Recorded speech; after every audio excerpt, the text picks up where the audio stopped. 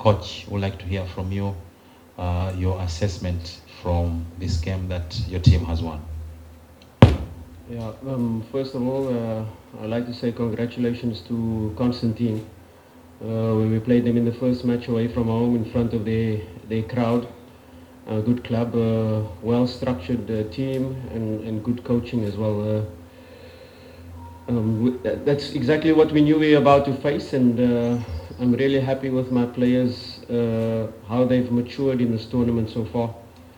From the first match, Al Ahli Tripoli away, to now, I think we've definitely taken steps as a group, with the ball and without the ball, and was a very mature performance from the players, control throughout the game. We control all phases of the game when we didn't have the ball, when we lost the ball especially.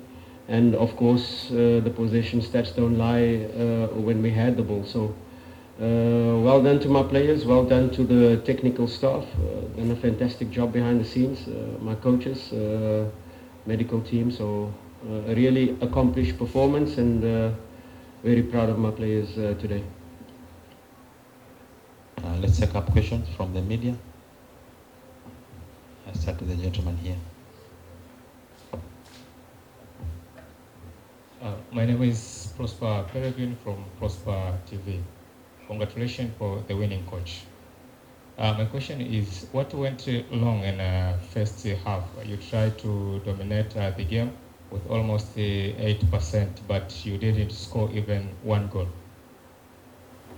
Yeah, fantastic performance in the first half. Really, exactly what we wanted to do. Put them on the back foot, play the match in the opponent's half, and it create chances. Yes, there are always going to be moments when you don't score. But halftime we corrected a few details that were key. But how we started the second half, how we even went higher up the pitch. With our centre backs playing in the opponent's half, and we kept the pressure on with wave after wave, despite not having a crowd. And that's exactly how we want to play football: to dominate, to keep them there, not allow any counter attacks. And I don't want to be disrespectful, but it should have been 5-6, and a really fantastic performance overall. And that's exactly how we wanted to see football being played, total domination from start to finish, and yeah, I can only be proud. Okay. Question for the coach again. Okay. Your name and the media house. Okay. My name is Yadu from Ayoma Media. Coach, are you surprised with the performance instead of playing out of the fans, or because team is a big team, it is normal to you? Yeah, we with our fans behind, I think it would have been a different game. I think we would have probably been more dominant. I think we would have put them even more on the back foot. I'm not really sure how you put them more on the back foot, but yeah, I think tactically today, really with Mpanzu, Kibu, and Ahoa, really getting to understand each other, getting to understand each other's movements. Hence, you can see, although we've played the same lineup for the past 3 games, but there were differences in positioning, differences in details, differences in which opponent we play. And we saw it in the last game where Kibu was running down the center, making late runs as a number 10. Today a little bit slightly different. So that's exactly the steps we want to take, the flexibility to be able to change things up.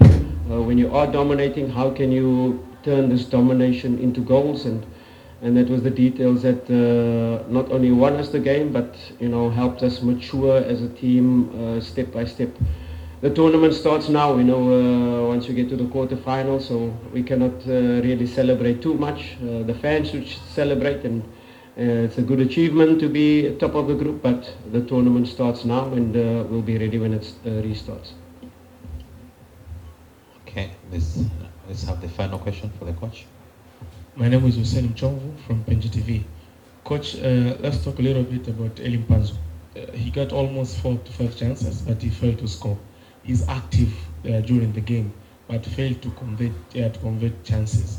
Are you satisfied with his performance? I'm very happy with Elie Mpanzu.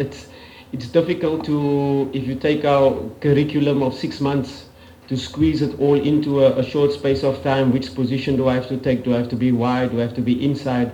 Do I have to make counter movements? I'm talking about the attacking structure, not even the defensive part. There's a lot of details that goes into how we press, when we press, in which direction do we press.